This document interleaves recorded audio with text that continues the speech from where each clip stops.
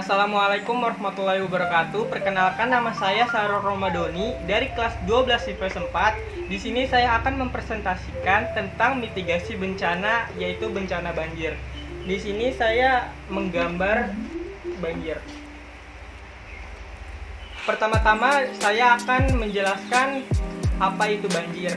Banjir adalah peristiwa bencana alam yang terjadi ketika aliran air yang berlebihan merendami daratan. Penyebab dari banjir yaitu adalah salah satunya adalah faktor dari manusia.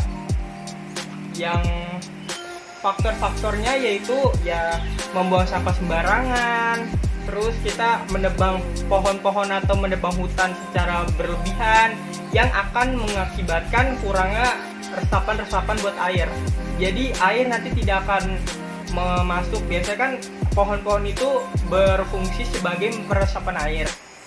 Terus selanjutnya akibat dari banjir, dampak dari banjir yaitu menghambat aktivitas manusia, terus merusak fasilitas manusia seperti rumah, seperti masjid itu bakal rusak karena direndami banjir. Terus yang selanjutnya itu menghambat persediaan air bersih. Nanti gara-gara banjir kan air bersih pasti bakalan berkurang, bakalan terkena atau tercemar. Itu salah satu faktor dampaknya. Terus yang selanjutnya adalah kehilangan barang-barang berharga. Ya pasti kan barang-barang berharga taruhnya di lemari atau di mana, dan banjir akan merendami barang-barang berharga. Mitigasi yang harus dilakukan sebelum banjir datang yaitu kita pertama harus mengecek dulu atau memantau cuaca yang akan datang. Yang selanjutnya kita harus menyiapkan tas siaga bencana. Di dalam tas itu ada berisi barang-barang berharga seperti surat-surat, seperti obat-obatan atau makanan-makanan ringan yang lainnya. Selanjutnya saya akan menjelaskan saat terjadinya banjir yang harus dilakukan adalah, yang terpenting adalah penyelamatan diri. Penyelamatan diri itu kita sangat penting sekali.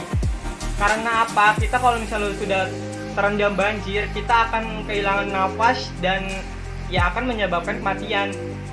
Terus selanjutnya tadi menyelamatkan barang-barang berharga kita. Itu kita harus siapkan di dalam tas siaga bencana tersebut.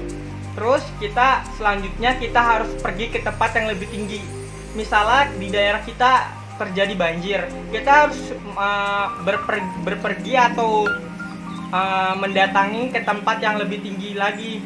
Yang selanjutnya misalnya kita tidak bisa berpergi ke tempat yang lebih tinggi, kita harus menunggu sampai tunggu bantuan itu datang. Seperti ini yang saya gambar adalah perahu karet yang pasti pemerintah akan atau kelurahan setempat akan menyiapkan perahu karet ini untuk membantu warga-warga sekitar.